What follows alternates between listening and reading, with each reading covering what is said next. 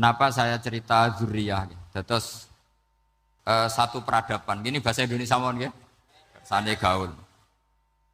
Satu peradaban itu yang bisa bangun itu zuriyah. Zuriyah itu komunitas gen.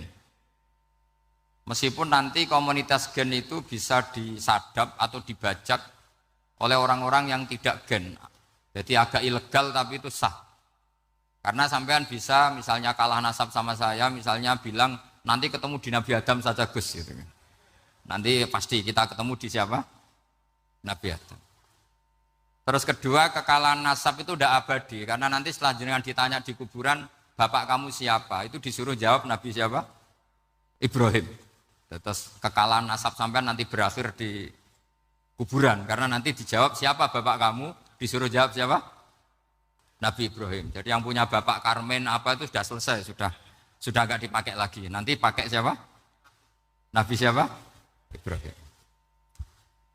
Nah, kenapa saya cerita bahwa nasab gen itu akan disatukan oleh satu visi ilmiah yang objektif.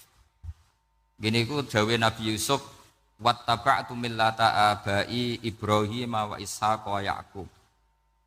Terus dawe Nabi Yusuf, maka nalana an nusyrika billahi min syai'. Jadi saya ngikuti leluhur saya. Ini dengerin ya, saya ngikuti leluhur saya, yaitu Nabi Yakub bin Ishak bin Ibrahim. Leluhur saya itu siapa? Maka nalana an nusyrika billahi min syai', yaitu keluarga besar yang tidak pernah melakukan kemusyrikan. Ya, keluarga besar kami punya tradisi tidak pernah melakukan kemusyrikan. Dan bahkan itu dibahasakan tidak mungkin kita ini melakukan kemusyrikan. Maka nalana itu kira-kira kalau bahasa Indonesia itu kita ini tidak mungkin melakukan kemusyrikan. Nah, kenapa demikian? Itu berangkat dari logika yang permanen. Disebut yusabbitu Allahu alladzina amanu bil qouli tsabiti fil hayatid dunya wa fil akhir. Logika permanen itu begini misalnya. Kita ini kan hidup dari bapak dari ibu terus sampai Nabi Adam. Kemudian setelah Nabi Adam ini berakhir. Kemudian kita mau tidak mau berpikir Nabi Adam itu siapa? Terus diterangkan, ternyata Nabi Adam itu satu makhluk hidup yang mulanya dari tanah. Lewat wahyu Allah, lewat titah Allah, kun, kemudian jadi manusia yang bernama Adam. Sebelum Adam, ada bumi, ada langit, ada cakrawala, macam-macam. Kemudian itu kita rumuskan lagi, asal-usulnya adalah tidak ada. Adamiyun makhdun. Akhirnya kita tahu bahwa alam raya ini diwujudkan setelah dari tidak ada. Nah, tentu terus kita berpikir dari tidak ada menjadi ada itu pasti penyebabnya adalah sesuatu yang ada. Nah, yang ada itu disebut wajibil wujud. Karena wajibil wujud ini wujud sendiri, nggak ada saingannya. Karena Allahu wala syai'amahu, Allah ada dan tidak ada pesaingnya. Maka kita ini berpikir nggak mungkin ada kekuatan manapun yang menyamai Allah. Sehingga enggak ada Yesus mungkin menyamai Allah, enggak ada Fir'aun, enggak ada Lata, enggak ada Uzza. Makanya disebut maka nalana an nusyrika billahi min syai'. Kita ini enggak mungkin melakukan kemusyrikan. Sama enggak usah tanya saya, Gus, tapi orang menjadi musyrik itu kan mungkin. Jawabannya itu tetap enggak mungkin. Kemusyrikan itu satu teori yang enggak mungkin. Tapi kalau orang musyrik itu mungkin.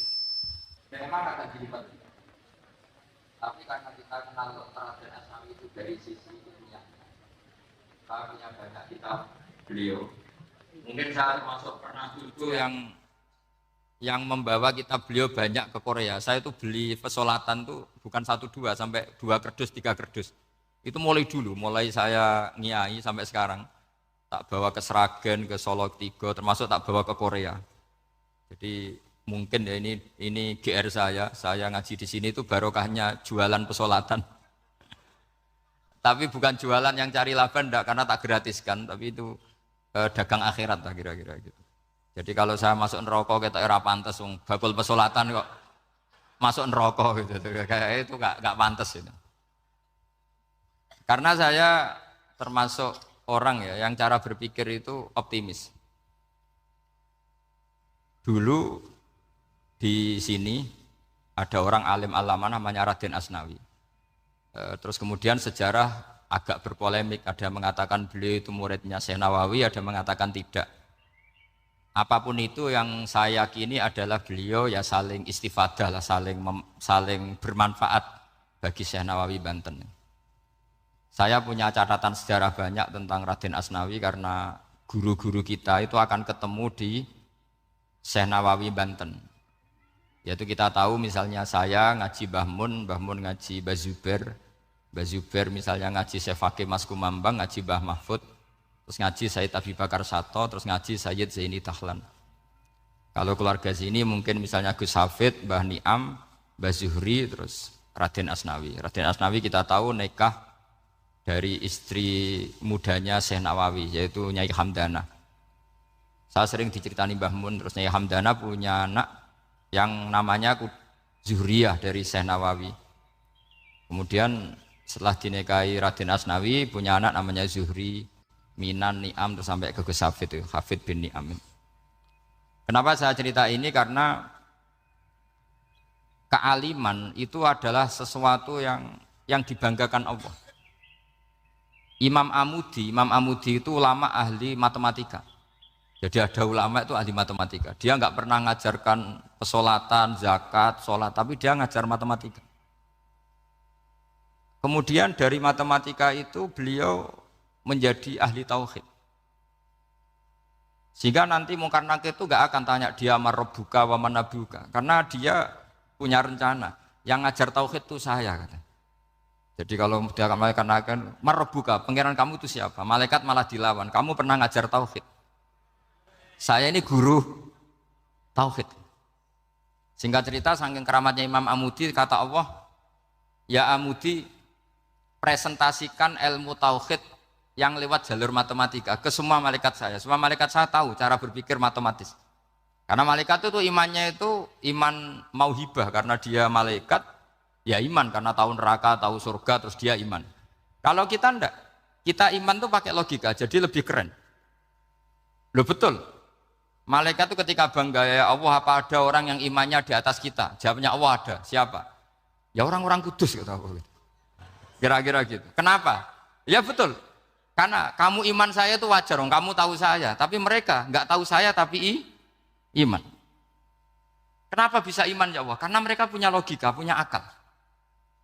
Akhirnya Imam Amudi disuruh sama Allah presentasikan logika tauhid kamu lewat jalur matematika. Malaikat disuruh dengerin semua, Isma'u ya malaikati, ini mimpinya wali.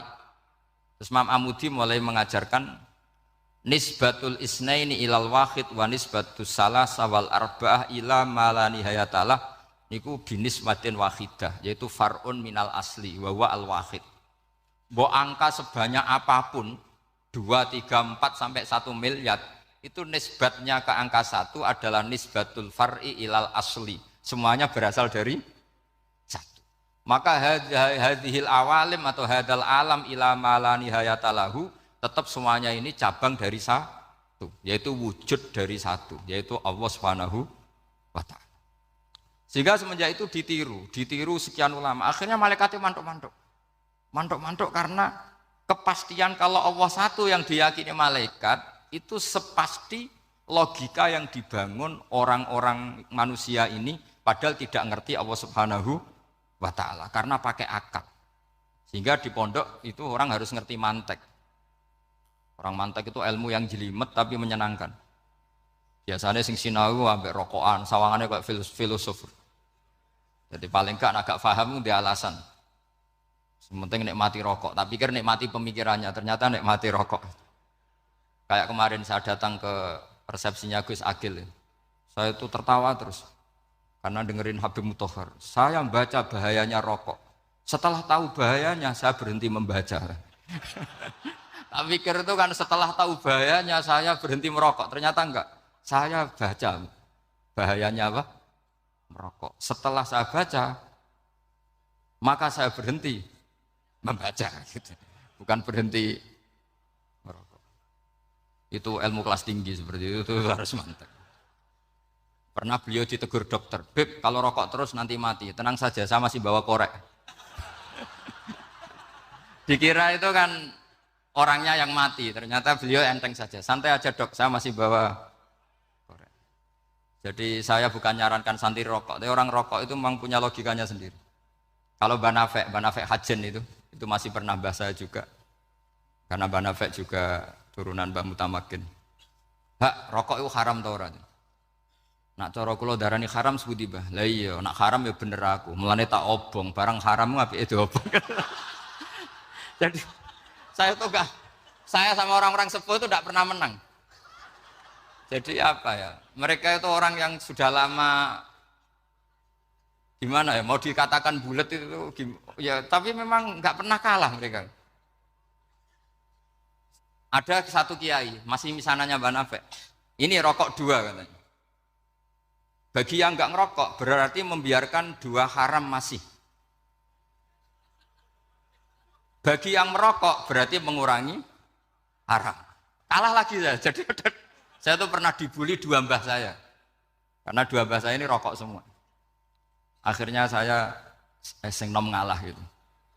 Karena saya tidak mungkin bilang sing waras ngalah karena kalah sepuh gitu. Jadi ya sudah, mau tidak mau harus bilang sing nom kalah. Tapi yang penting itu kita mendengar. Jadi ternyata sepinter-pinternya kita itu mesti kalah pinter sama yang sepuh-sepuh itu. Jadi kalau tahu bahayanya rokok lewat membaca ya harus berhenti merokok. Berhenti membaca katanya. Nah malaikat ini cerita lagi malaikat. Saya memang dari awal niat hormat Raden Asnawi karena buyut-buyut beliau itu ketemu di buyut saya. Saya ini turunan Mbak Asnawi sepuh. Terus cuma buyut saya itu nikah Lasem, terus saya keceluk cucunya keluarga Lasem. Sebenarnya saya juga cucu Kudus.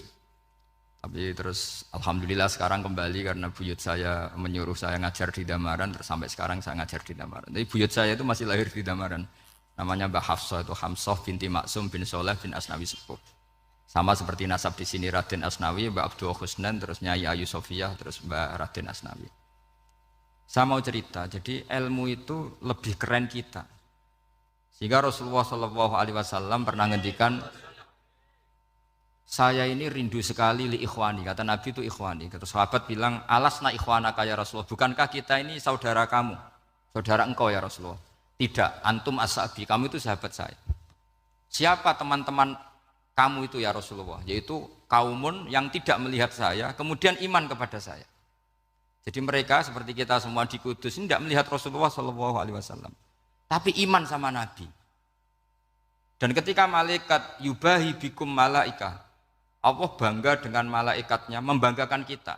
Sampai malaikat itu sentimen, "Kok bisa ya Allah?" Ya karena tadi kamu iman sama saya wajar, karena kamu melihat surga, melihat neraka, melihat aras. Sementara orang Kudus coba ngelihat apa? Paling simpang 5, apa simpang 7 itu. Tapi imannya nggak kalah dengan malaikat. Kenapa nggak kalah? Karena tadi kita diajarkan bahwa nisbatul isnaini wassalasah wal arba'ah ila ma la nihayatalaha itu sama-sama nisbatul far'i ilal asli. Tetap yang asli adalah angka 1. Jadi nggak mungkin aslu hadhil asya nggak dari Allah itu. Nggak mungkin, tetap dari zat yang satu. Kemudian tentu ini bukan nisbatul walad ilal walid, anak ke bapak tentu enggak, tapi nisbatul khaliq sama makhluk. Tapi apapun itu pasti satu. Sehingga Imam Amudi akhirnya masuk surga lewat jalur itu, tidak usah lewat pertanyaan man rabbuka wa man nuka. Kelasnya disuruh ngajar malaikat. Saya punya rencana jadi pengajar malaikat nanti itu kan.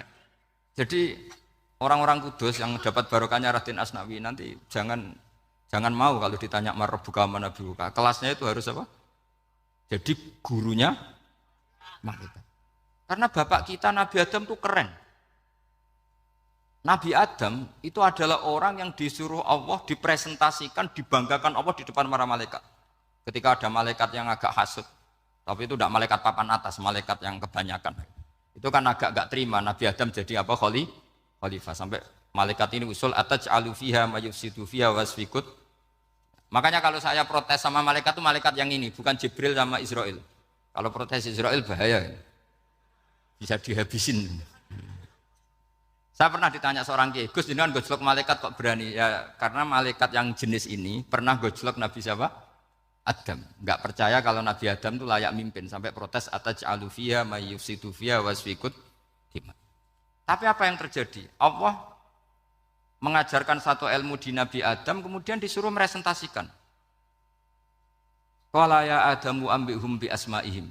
Adam, coba kamu presentasikan ilmu kamu. Setelah Nabi Adam fasih mempresentasikan ilmu, kata Allah, kamu bisa enggak sepinter Nabi Adam?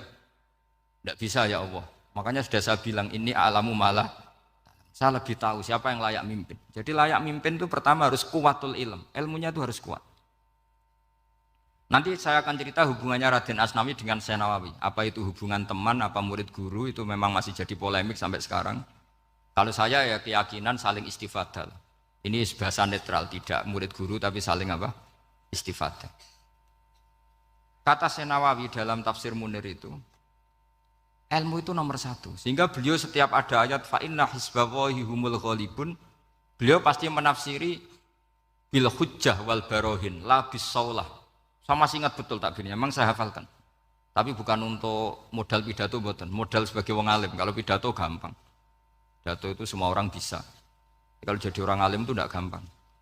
Lebih susah lagi wong alim buat pidato. Itu kalau nggak pernah mbah saya tidak mau. Karena memang saya terkenal nggak suka pidato. Satu memang nggak bisa. Nomor dua tidak ingin. Nomor tiga ya rugi. Karena pidato itu nasib-nasiban itu. Kalau nasib baik, kamu tidak paham itu, wah Gus Ba ilmunya tinggi sehingga kita tidak paham itu kalau nasib baik. Kalau nasibnya tidak baik, nak ngendikan bulat sama paham, itu tepak-tepakan. Dan Syekh Nawawi itu benar, Raden Asnawi juga benar, semua guru-guru kita benar. Karena agama ini sebetulnya bukan masalah negara, tapi masalah logika yang sehat. Uni Soviet itu pernah mengkooptasi Uzbek, Ceknya, Tajikistan, itu 100 tahun. Orang dipaksa ateis. Tapi orang-orang Uzbek, saya sering ketemu lama Uzbek, kadang ketemu di Korea, kadang di Malaysia. Orang-orang Uzbek itu punya basement di bawah tanah. Kemudian di bawah tanah ini mereka ngajarkan tauhid. Ngajarkannya ya gampang, misalnya ini sesuatu yang ada, iya ini. Ini ada penciptanya enggak? Ya ada. Siapa? Tukang katanya. Yang penting itu enggak ada logika bahwa sesuatu yang ada disebabkan oleh ketiadaan. Lah orang komunis, orang ateis itu orang yang mengatakan alam ini didahului oleh nihilisme, oleh adamiyah. Masuk akal enggak sesuatu yang ada, penciptanya sesuatu yang tidak ada. Sehingga orang anak-anak Uni Soviet itu enggak pernah kepikiran membenarkan ateis itu enggak pernah. Bareng Uni Soviet ada itu Glasnost Perestroika itu kemudian hancur, semuanya langsung menjadi negara Islam, termasuk Uzbek, Tajikistan, karena diajari ilmu. Bahwa ilmu itu yang enggak pernah kalah oleh negara. Sehingga saking pedenya Rasulullah SAW ketika Sulhul Hudaybiyah, ini agak jelimet, tapi gampang dicerna. Sulhul Hudaybiyah itu satu perjanjian yang semuanya merugikan Rasulullah. Yaitu kalau orang kafir masuk Islam disuruh kembalikan ke kafir. Karena kafir itu bagi mereka habitat. Islam itu hal yang baru. Tapi kalau orang Islam menjadi kafir, nggak boleh kembali Islam. Berarti kembali ke habitat. Semua perjanjian itu merugikan. Sampai masyhur Sayyidina Umar protes ke Rasulullah. Jenengan masih Nabi. Itu kan ekstrim tanya. Jenengan sampai sekarang masih Nabi. Ya saya masih Nabi. Kenapa tanya demikian? Karena semua perjanjian merugikan Islam, menguntungkan orang apakah? Semua sahabat sebetulnya persis Sayyidina Umar protes, kecuali Abu Bakar. Lama-lama akhirnya di antara perjanjian itu berbunyi begini. Tapi saya minta satu hal. Orang boleh mendiskusikan Islam tanpa tekanan. Itu saja permintaan Nabi. Orang boleh mendiskusikan Islam secara bebas, tidak tertekan. Karena orang-orang kafir melihat itu hal yang biasa, ya enggak masalah Muhammad. Akhirnya orang diskusi. Islam itu apa sih? Islam itu orang yang menuhankan Allah. Allah itu siapa? Zat yang menciptakan langit dan bumi. Lama-lama orang kafir berpikir, wah keren, Tuhannya Muhammad bisa bikin langit dan bumi. Enggak kayak Tuhan kita, malah kita yang bikin. Jadi mulai debat itu mulai Terus ada yang cerita lagi, saya pernah loh nyembah Lata pas itu dikencingi luwak. Masa ailahun yabulu ali sa'laban, masa Tuhan kok dikencingi luwak? Terus yang agak-agak ahli kitab ya diskusi lagi. Wah kayaknya Yesus tidak Tuhan. Masa Tuhan kok kelaparan, lemes, wah repot nanti. Jadi makanya Allah ketika gojlok wa ummuhu siddiqah kana yakulani ta'am. Mal masihu ibnu Maryam illa rasul qad khalas min qablihir rusul wa ummuhu siddiqah kana yakulani. Coba paradok ndak misalnya. Kamu didolani Nabi Isa terus ketok lemes. Kenapa? Tuhan, saya agak sakit keroi dulu. Itu kan enggak kebayang itu. Punya Tuhan yang sakit setelah makan sehat terus. Kan enggak kebayang seperti itu. Ketika Nabi punya konsep Tuhan, Tuhannya Muhammad itu siapa? Yaitu zat yang la awalalah, zat yang pertama. Lalu Tuhan itu siapa? Tuhan itu yang menciptakan langit bumi. Tuhan itu siapa? Yang memulai segalanya. Lama-lama mereka berpikir, wah kalau gitu yang benar itu Islam. Maka kata Imam Zuhri, Syihabuddin Az-Zuhri, fama kana fathun fil islami a'dzama min sulhil Hudaybiyah. Innama kana an-nasu yatafadhaluna fil hadis wal munaza'ah. Semua teks riwayat itu ada kata wal munaza'ah. Orang bebas ngomong dan berdebat. Munaza'ah itu berdebat. Terus akhirnya falam yatakallam ahadun bil islami yaqilu syai'an illa dakhala fihi. Kemudian setelah berdebat dan mereka tahu Islam pasti akhirnya masuk. Dan itu yang sekarang terjadi di dunia. Makanya saya pernah ditanya seorang profesor, Gus, kalau di Jogja ada sekolah perbandingan agama, menurut Anda gimana? Asal itu tentang agama, enggak apa-apa. Tapi kalau yang dibandingkan umat Islam itu jangan. Karena nanti kalau di Indonesia kira-kira yang copet itu ditanya agamanya juga Islam, yang koruptor juga Islam. Jadi kalau yang dikaji Islamnya enggak apa-apa, tapi orangnya jangan kata saya. Karena yang bulat ya banyak, yang enggak sholat ya banyak. Tapi kalau Islamnya saja, misalnya adu konsep tentang Tuhan. Masyhur kita mungkin banyak yang melihat itu debatnya Stanley Fischer sama Ahmad Didat itu. Tuhan kamu siapa ini itu sama Didat cerita Tuhan saya itu lam yalid walam yulad walam yakul lahu kufuwan. Itu spontan ada seorang mahasiswi bilang sepertinya Tuhan Anda lebih menarik kan? Karena Tuhan Anda yang menciptakan langit bumi, yang Tuhan ini kok lahirnya sudah di bumi, masa lahir-lahir langsung jadi Tuhan. Jadi akhirnya falam yatakallam ahadun bil islami yaqilu syai'an illa dakhala fihi. Sehingga agama ini apa? Agama itu adalah kalimat tauhid. Kalimat itu apa? Logika yang terbangun. Nah, ketika logika itu terbangun maka disebut yusabbitu Allahu alladzina amanu bil qaulis tsabit fil hayatid dunya wa fil akhirah. Allah itu akan menetapkan satu kaul, satu presentasi ilmiah atau satu kesimpulan ilmiah. Yang kesimpulan itu nyata benarnya. Dan ini akan nyata terus baik di kehidupan dunia maupun kehidupan apa? Akhir. Seperti Allah sebagai Tuhan. Itu akan nyata terus. Di dunia Allah ya Tuhan, nanti di akhirat juga Tuhan. Tapi Tuhan selain Allah, maka menjadi Tuhan ini nunggu ada yang menuhankan. Misalnya Fir'aun, itu jadi Tuhan karena ada yang menuhankan. Sekali dia mati, dia sudah aset wisata, bukan Tuhan lagi. Makanya gojlokannya orang ulama Arab, kalau ketemu ulama Mesir, kalau gojlokan itu lucu. Orang Arab, ada Abu Jahal, Abu Lahab, penggaweane ngusir Nabi. Gitu. Itu gojlokannya ulama Mesir. Kata ulama Arab, kamu gayanya benci Fir'aun, tapi rizki kamu dari wisata melihat Fir'aun. Itu gojlokannya ulama Arab sama ulama Mesir. Sehingga agama ini mengajarkan apa? Satu kalimat. Makanya kamu harus belajar mantek. Dulu Raden Asnawi ya pengajar mantek. Dulu buyut saya di sini Mbah Fauzan, abahnya Mbah Pah itu, mbahnya itu juga pengajar mantek. Karena di antara yang diceritakan Allah itu wa ja'alaha kalimatam baqiyatan fi aqibih. Tugas utama Nabi Ibrahim adalah menjadikan satu logika. Kalimah itu logika. Itu menjadi logika yang abadi. Baqiyah itu abadi. Fi aqibih di anak turunnya Nabi Ibrahim. Misalnya begini, saya beri contoh ya. Misalnya saya mengatakan teh ini hitam. Itu menjadi kalimah. Kalimah karena diucapkan. Tapi tidak menunjuk hakikat karena tehnya berwarna apa? Kuning. Sehingga Quran kalau menyalahkan orang kafir itu ngendikannya kaburas kalimatan takhruju min afwahihim. Omongannya orang kafir itu menjadi kalimat karena diucapkan dari mulutnya. Kenapa menjadi kalimat? Karena diucapkan tapi tidak menunjuk hakikat. Seperti orang mengatakan 2 ditambah 2 itu 10. Itu kalimat, tapi kalimat yang salah. Karena tidak menunjuk hakikat. Seperti orang kafir mengatakan Tuhan itu 3. Itu kalimat karena diucapkan, tapi tidak menunjuk hakikat. Tapi ketika seseorang mengatakan Allah itu Tuhan, Tuhan itu satu, itu disebut kalimatu haqqin 'alaiha nahya wa 'alaiha namut. Temriki tahlilane wa 'alaiha napa wa biha. Wa 'alaiha napa wa biha.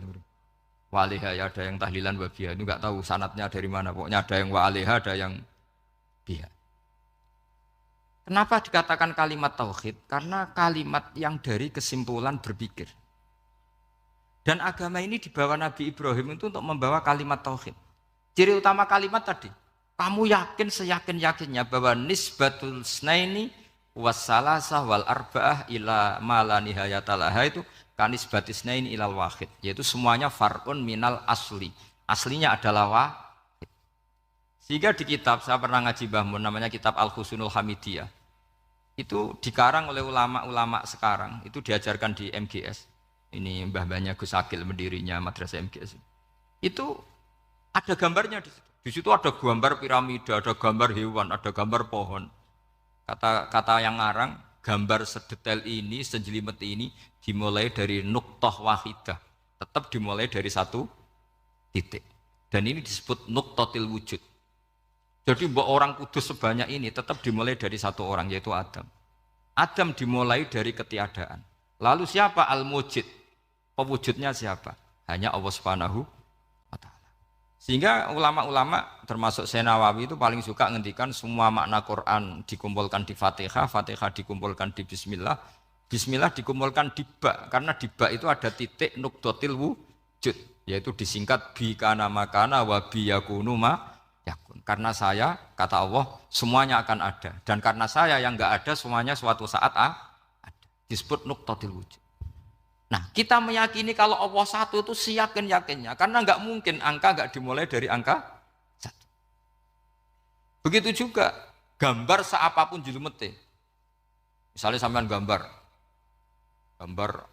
zaman saya kecil, gambar paling favorit itu apa? Kambing bertarung. Itu gambarnya kan susah. Daripada gambar kambing bertarung susah terus dibikin kotak saja, tembok. Kalau tanya gurunya, gambarnya mana? Di belakang tembok, Bu. Ini itu dulu saya diwarai anak-anak nakal. Jadi semua satu gambar itu disuruh gambar harimau, yang satu disuruh gambar kambing bentrok, yang satu disuruh gambar matahari. Semuanya kotak semua. Ini itu, Bu, gambarnya di belakang apa? Tembok. Maka nggak kelihatan kata. Jadi gurunya kalah cerdas. Yang guru itu sebenarnya nggak pernah menang, karena murid itu lebih pinter. Itu teman saya dulu kalau ngaji itu, kalau tes itu ngerpek, baca. Gurunya marah, kamu tes kok baca? Enggak ngerpek, Bu, ini belajar di kelas. Katanya belajar kapan saja, di mana saja. Ajo. Jadi apa ya, orang itu kadang yang salah itu lebih masuk akal kadang-kadang ini. Saya teruskan ya supaya ini dapat barokahnya Raden apa? Asnan. Saya mohon sekali ya, kalimatul haqqin itu harus kamu jaga. Caranya jaga ya tadi. Kalau kamu tidak bisa ilmu mantek, misalnya al-alam mutaghayyir wa kullu mutaghayyir hadis la budda min muhdits, itu kenjelimetan. Pakai saja teori umum bahwa gambar apapun jelimetnya itu dimulai dari satu titik. Karena nggak bisa, nggak dimulai dari satu titik tidak bisa. Maka alam apapun jumlahnya nggak terhingga tetap dimulai dari al-wahidul qahar, yaitu satu titik. Yaitu dalam konteks tauhid tentu itu Allah Subhanahu wa ta'ala. Sehingga Nabi Ibrahim itu orang paling sukses bikin waja'alaha kalimatam baqiyatan fi aqibi. Terus Nabi Muhammad begitu, sahabat begitu, sampai kita sekarang diajari ilmu mantek. Ilmu mantek itu logika yang enggak terbantahkan. Karena mau tidak mau.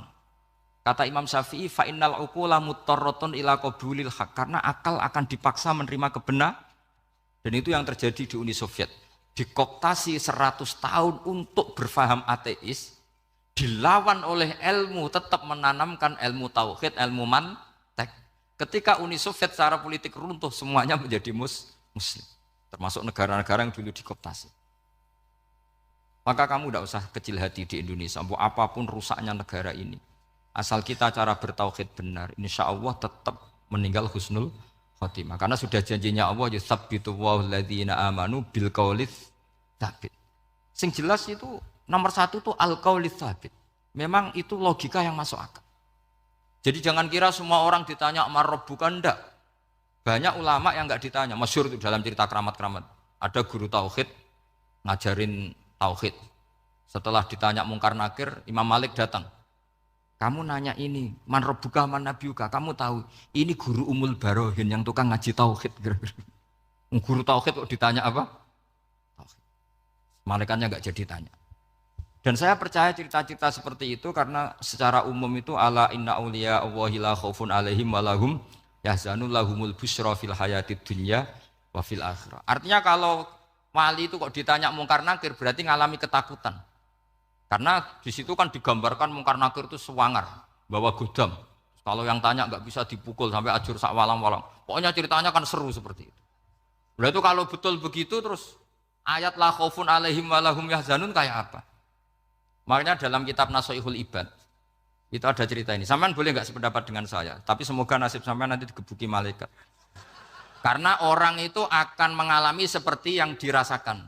Ana indadzoni abdibi. Saya enggak bayangkan akan mengalami itu. Makanya saya ini ngajar tauhid terus. Paling enggak kalau ditanya marabbuka man nabiyuka, sampean tahu profesi saya. Saya ini pengajar tauhid. Dan biji saya 9. Gitu.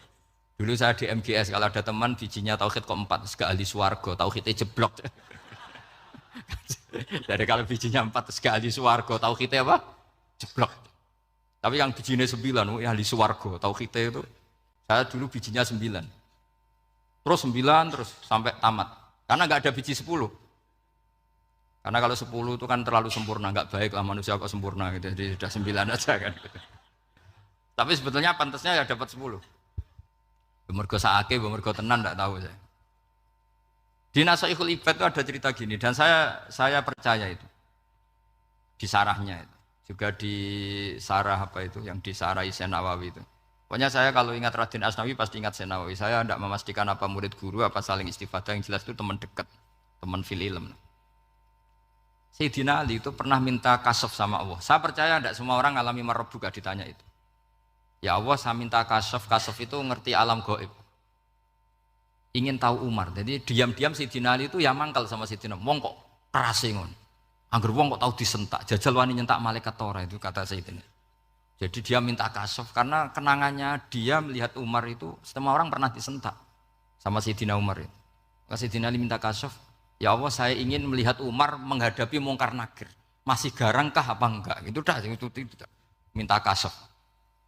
Pas kasaf beliau bangun dari kubur, duduk, dilihat sama Sayyidina Ali ini ngalami kasaf. Sama ndak usah tanya, ndak wali kok tanya, ya sudah pokoknya percaya aja. Akhirnya malaikat mungkar nakir datang. Itu di situ digambarkan matanya itu kalkidril mughalla, kayak apa itu panci yang dibakar. Wah soalnya seru. Semua nang Sayyidina Ali. Baru ini kamu akan takut. Gitu. Tapi ternyata enggak. Umar bangkit disewentak orang dua itu. Kamu tahu menghadapi siapa? Yang sopan. Oh, ada sontak. Kewaget malaikatnya itu karena enggak pernah ngalami disentak. Mungkin itu pertama. Kewaget. Memangnya kamu siapa? Saya ini teman kekasih Tuhanmu. Saya yang diandalkan temannya sebenarnya bukan dia. Ana sohibu habibillah. Saya ini temannya kekasihnya Allah. Jadi dia ngandalkan temannya sebetulnya bukan ngandalkan dirinya. Oh kamu temannya Nabi Muhammad? Iya saya Umar temannya Nabi Muhammad. Kamu harus hormat sama temannya kekasih Allah. Wah terus mulai itu. Akhirnya matur Allah. Ya Allah, apakah prosedur seperti ini bisa dinego? Terus sama Allah. Oh iya katanya. Kamu kalau menghadapi kekasih saya ya jangan seperti itu katanya. Semenjak itu beliau sopan santun dua mungkar nakir. Katanya. Jadi ini berita gembira. Jadi sebetulnya itu enggak. Tapi kita ini kan enggak punya nyali nyentak mungkar nakir. Semoga dengan gelar kita doktor tafsir, doktor tauhid gitu. Atau paling enggak guru kutsiyah tauhid gitu. Atau siswa terbaik dalam materi tauhid. Itu harus kamu bawa status. Jadi jika nanti ini saya ranking 1 tauhid, masa masih ditanya marbuka waman nabi. Dan itu menurut saya sah. Sama enggak usah protes takbirin gitu. Susah usah takbiran. Pokoknya takbirnya adalah wali-wali itu la khaufun alaihim walahum ya, mereka tidak akan mengalami ketakutan baik kehidupan dunia maupun kehidupan akhirat. Bahkan para malaikat itu mengatakan ke wali-wali, nahnu awliyaukum fil hayatid dunya wa fil akhirah. Kita ini teman kamu, saudara kamu, mitra kamu. Masa mitra kok nutui, itu kan enggak fair. Dan menurut saya paling efektif itu apa? Kamu harus punya rumus tauhid kayak Imam Amudi menemukan Tuhan. Imam Amudi itu menemukan Allah itu lewat ilmu matematika. Dan itu Allah saking senengnya disuruh ngajari para malaikat. Wa ya malaikati isma'u. Kamu harus mendengar, ini orang alim saya yang ahli matematika. Tapi justru itu ngerti bahwa asal usul alam itu minal wahidil qahar. Dari zat yang satu. Akhirnya Imam Amudi mulai ngajar tuh. Nisbatus naini wassalah sawal arba'ah ila mana nihayatalaha iku kabeh iku far'ul wahid. Akhirnya malaikat mantuk-mantuk. Nah, iman seperti itu akan setingkat keyakinannya dan keakurasiannya sama dengan imannya para malaikat. Makanya Nabi ngendikan tubaliman amanabi walam yaroni. Sebagian riwayat disebut sab amarot. Nabi ngendikan sampai 7 kali. Benar-benar keren orang yang tidak melihat saya kemudian iman kepada apa yang bisa menemukan itu? Hanya akal. Misalnya contoh paling gampang ya yang dialami para ulama. Ya saya ulang lagi yang dialami para ulama. Ketika menemukan ilmu ya yang menjadikan mereka mahabbah Rasulullah sallallahu alaihi wasallam. Nabi itu paling suka itu sholat. Nabi itu paling senang sama sholat. Wa qurratu aini fi sholat. Terus beliau ngendikan as-sholatu imaduddin.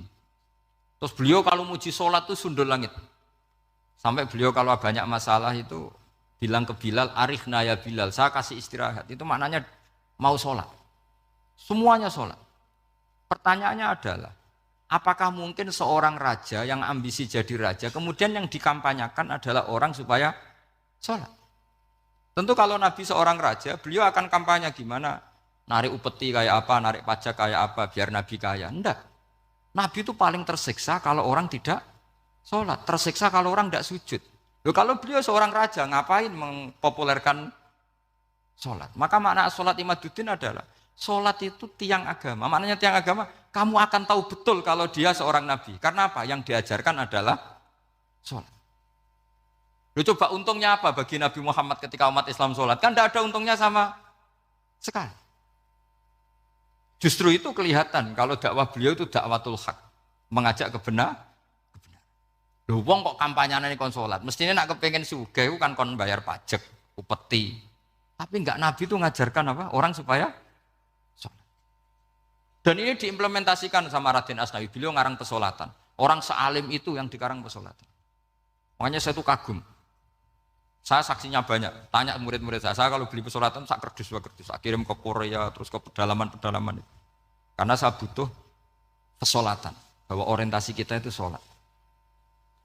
Sehingga wali-wali itu dulu, saya berkali-kali cerita kalau ngaji, wali-wali dulu itu kalau ditawarin Allah masuk surga itu tanyanya satu, ya Allah di surga ada sholat enggak? Kalau enggak ada saya enggak mau.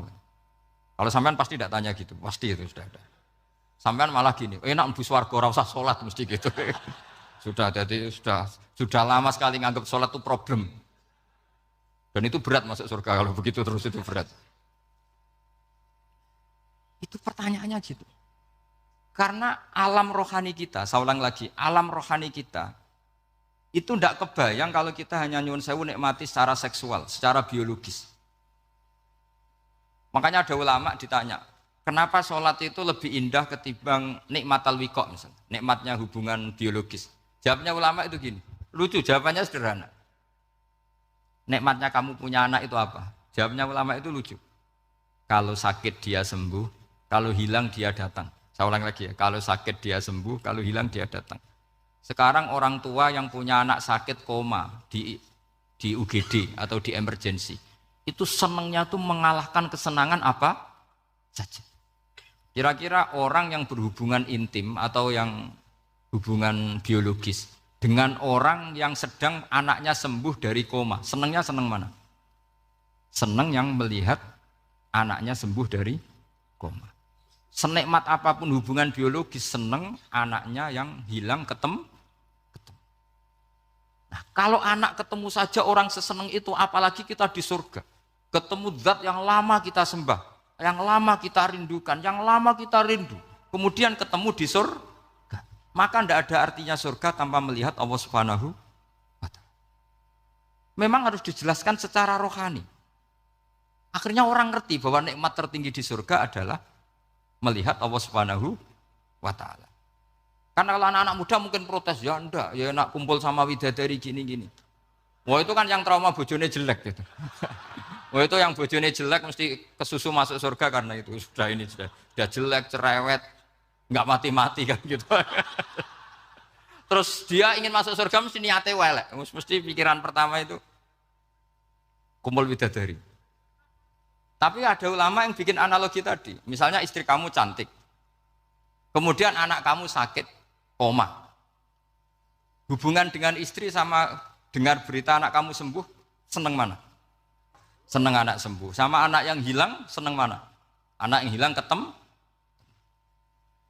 Maka terus ulama bisa menjelaskan itu. Kalau orang ketemu anaknya seseneng itu, apalagi ini ketemu Tuhannya yang bertahun-tahun disembah, kemudian tidak pernah melihat. Di surga itu nanti kita melihat Allah Subhanahu.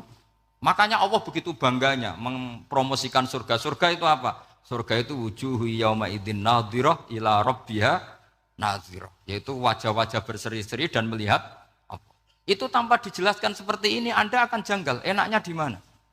Tapi setelah dijelaskan detail gini oleh ulama, maka kita akan tahu an-ni'matul uzma sing enggak ada perbandingannya adalah nikmat masuk apa? Surga karena melihat Allah Subhanahu wa Ta'ala. Ya jadi saya berkali-kali pokoknya minta sekali, hadil umat harus umat yang rasional, terutama dalam mengemban tauhid. Karena tauhid ini yang disebut kalimah. Sampai Allah mengistilahkan kepada Nabi Ibrahim itu waja'alaha kalimatam baqiyatan fi aqibih. Kalimat tauhid adalah kalimat yang akan abadi di anak cucunya Nabi Ibrahim. Baik anak cucu yang karena gen, mau anak cucu yang karena sebab, yaitu santri dengan kiai.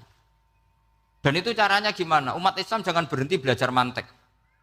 Makanya di MGS, di Qudsiyah, di TBS, semua pondok pasti ngajarkan mantek, di Bendan, ilmu logika. Itu tadi, kalau kamu tidak bisa menemukan tauhid dengan cara tadi, dengan cara al-alam mutaghayyir wa kullu mutaghayyir hadis labudan min buktis, paling tidak pakai ilmu yang dilakukan Rasulullah SAW. Yaitu masyhur itu, saya sering cerita di mana-mana. Ada orang namanya Jubair bin Mut'im, Muhammad bin Jubair bin Mut'im. Itu dulu dia kafir. Dia orang pinter sampai dipasrai jadi negosiator untuk mengurus tawanan perang Badar yang ditawan Rasulullah SAW. Ketika datang di Madinah, delalah pas maghrib, Nabi baca wattur wa kitabim mastur. Di antara ayat yang dibaca Nabi itu am khuliqu min ghairi syai'in. Masa manusia sebanyak ini kemudian mereka diciptakan oleh ketiadaan. Min ghairi syai'in itu oleh ketiadaan. Masa alam raya yang wujud ini, alam raya yang punya eksistensi ini, kemudian penciptanya adalah ketiadaan. Padahal wal adamu la yakhluqu wa la yu'assiru wa la kadza wa kadza. Tentu sesuatu yang tidak ada itu tidak bisa dikatakan sebagai pencipta. Wong enggak ada, jadi faktor saja enggak mungkin apalagi jadi pencipta. Itu Nabi habis sholat langsung beliau sungkeman, ya Muhammad, saat ini juga saya iman. Karena logika yang dibangun ayat yang kamu baca itu menghabiskan semua logika saya. Intinya logika tauhid itu akan mengalahkan semua teori non tauhid. Itu yang disebut bal naqdhifu bil haqqi 'alal batili fayadmaghuhu fa idza huwa zahid. Kebenaran tauhid itu akan menghancurkan kekuatan apa saja. Fayadmaghuhu itu di tafsir Tobari disebut dorbatan tasujud dimah. Satu pukulan sing sampai menjadikan otak itu hancur. Lainnya disebut damagho, dimah itu maknanya otak. Maka kamu usah khawatir kalau Islam didiskusikan di Uni Soviet, didiskusikan di Kanada, didiskusikan di Korea, pasti kalimat tauhid akan mengalahkan kalimatul batil. Pasti ja'al haqqu wa zahaqal batil. Innal batila kana zahuq. Tapi syaratnya kita harus kuat. Makanya saya ini senang sekali yang namanya ngaji itu saya senang. Karena saya tadi bercita-cita ingin jadi dosen setelah mati. Karena di dunia sudah tidak jadi apa? Dosen. Saya ingin seperti Imam Amudi. Pertama ketemu Allah, beliau disuruh ngajar malaikat tentang ilmu apa? matematika yang mengarah ke tauhid. Jadi diajarkan, kamu tahu angka 2, angka 3, angka 4, semuanya bersumber dari angka 1. Berarti semuanya berawal dari 1. Enggak tahu setelah itu malaikatnya dites lagi apa enggak tahu. Pokoknya pas itu malaikat ya paham semua, oke. Kayak apa hebatnya umat Rasulullah Shallallahu Alaihi Wasallam? Karena akalnya kuat. Sehingga kita harus kuat. Sehingga kalimat yang benar disebut kalimatul haqqin alaiha nahya wa alaiha. Nah, kalimat yang salah disebut kaburat kalimatan takhruju min afwahim. Kalimat menjadi kalimat karena diucapkan. Tapi tidak menunjuk hakikat. Kayak ini misalnya, ini tutup, ini putih. Terus saya katakan hitam. Berarti saya mengatakan ini hitam. Sebagai kata-kata karena diucapkan. Tapi tidak pernah menjadi hakikat. Karena hakikatnya ini putih. Itu hebatnya Quran. Makanya Quran kalau gojlek orang kafir itu, gojlek orang kafir itu sebut apa? Kaburas kalimatan takhruju min afwahim. Tapi untuk kalimat tauhid dikatakan apa? Yusabbitu walladzina amanu bil qaulif tsabit fil hayatid dunya wa fil akhirah. Sebagian disebutkan wa ja'alaha kalimatam baqiyah. Kenapa kalimat tauhid itu kalimat yang abadi? Karena Allah sebagai Tuhan di dunia juga sebagai Tuhan di akhirat dan selalu Tuhan pada masa yang tidak terbatas. Itu disebut wa ja'alaha kalimatam baqiyah. Kemudian umatnya Nabi mengganti kalimat yang gampang. Allah punya sifat baqo, punya sifat akhir. Maksudnya akhir itu la akhirolah. Terus semuanya. Yang paham ya alhamdulillah, yang enggak paham dikon ngapal wujud kidam baqo mukhalafatul hawadisi qiyamuhu binafsi wahdaniyat kudrat irada. Wes paham. Lah kok sing rada alim terus roh bedane iki sifat ma'ani iki maknawiyah. Cara Mu'tazilah ngene, cara ahli sunnah ngene. Wah itu sudah kejelimetan. Sementing pokoknya wujud hitam. Nah, kenapa yang pertama yang disebut wujud? Karena yang membedakan kita dengan paham ateisme itu ya sifat wujud. Yaitu mereka mengatakan alam raya ini dimulai dari ketiadaan. Wah itu akal mana saja itu nggak bisa nerima. Masa ketiadaan menciptakan sesuatu yang ada. Maka kata Ibnu Hajar al-Asqalani ketika mentafsirkan mensarai hadis, salasun mangkunna fihi wajata halawatal iman. 3 hal ini kalau kamu paham maka menemukan manisnya iman. Manis. Manis itu enak. Terus kata Ibnu Hajar al-Asqalani masih ingat betul dalam sarahnya Fathul Bari, wa yusamma inda ahlil aql misalnya al-iltizat al-aqli. Agama ini mengajarkan kenyamanan cara berpikir.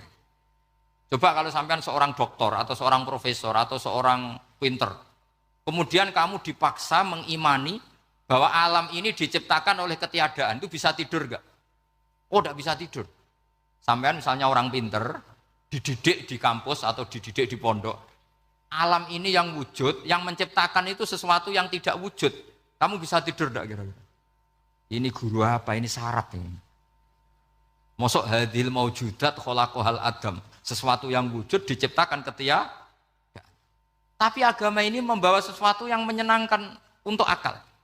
Yaitu hadhil maujudat khalaqaha wajibul wujud. Maujudat yang wujud ini diciptakan super maujud, yaitu oleh bahasa pondok disebut wajibul wujud. Kan terus seneng. Wajar dong kalau sesuatu yang ada diciptakan oleh yang ada. Nah tentu ada pencipta, terus ada super, disebut wajibul wujud. Kan terus enak. Nah, itu kata Ibnu Hajar al-Asqalani disebut wajadah halawatal iman. Sehingga kita tidak usah khawatir. Makanya saya itu termasuk orang yang nggak khawatir. Apapun rusaknya dunia ini, kacaunya dunia ini, akan kalah dengan kalimatut tauhid. Karena kalimat ini ketemu apa saja pasti menghancurkan. Yaitu disebut bal naqdhifu bil haqqi 'alal batil fayadmaghuhu fa idza huwa zahid. Kalimat hak ini akan menabrak apa saja. Dan yang ditabrak pasti hancur. Makanya sampai tidak usah khawatir misalnya ada negara ateis di Cina, di Korea.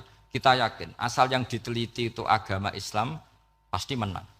Nah yang susah kalau yang diteliti orang Islam. Itu susah. Karena yang copet kadang-kadang ya umat. Apalagi di negara yang mayoritas muslim. Nanti copetnya, premannya, koruptornya semuanya beragama Islam. Makanya kita hanya punya pilihan 2 itu. Umat Islam dan Islam yang kumat itu dok. Kalau tidak umat Islam ya Islam yang kumat. Tapi kalau kalimat tauhid itu kalimat yang aman tak jamin. Tak jamin 100%. Sehingga saya itu kalau ditanya Profesor Pak Bahak, kalau suatu saat Indonesia jadi negara yang sangat terbuka, kemudian ada sekolah perbandingan agama, menurut Anda prospek Islam gimana? Saya jawab, asal yang dikaji Islamnya bukan orangnya, pasti Islam tetap prospek. Asal yang dikaji apa? Islamnya, bukan orangnya. Kalau orangnya ya Masya Allah.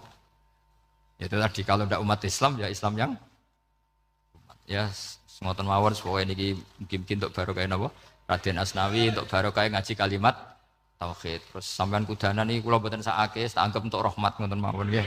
Terus karena tadi di antara syaratnya tobat kata Imam Ghazali itu pernah kena air hujan langsung turun dari langit. Ya, itu jelas itu di Ihya itu karena ahalul halal adalah alma an-nazil minas sama halalnya barang paling halal adalah air yang pertama turun dari. Tapi kalau yang sudah lewat pecinya sampai itu masalah itu. Kadang pecinya kan temannya gasap, macam-macam gitu. Atau beli lewat nyentak orang tua, ya masalah lah. Tapi ya lebih baik yang pakai peci timbang yang enggak, lebih sopan gitu kan. Tapi yang enggak pakai peci ya enggak apa-apa karena langsung kena apa? Kena apa? Hujan. Jadi pokoknya yang ingat-ingat ya, yusabbitu Allahu alladziina aamanu bil qaulis tsabit. Assalamualaikum warahmatullahi wabarakatuh. Alhamdulillahirrabbilalamin. Kita sudah dengarkan kajian dari Kiai Haji Ahmad Ba'ari Nur Salim atau Gus Baha. Semoga kita semuanya mendapatkan ilmu barokah, manfaat fid dunya wal akhirat, dan kita semuanya bisa mengaji bareng. Luangkanlah waktu walaupun sejenak. Dan apabila ada salah kata, kami mohon maaf yang sebesar-besarnya. Semoga bermanfaat, dan setiap kali kita mendengarkan kajian dari siapapun, jangan sampai ditelan mentah.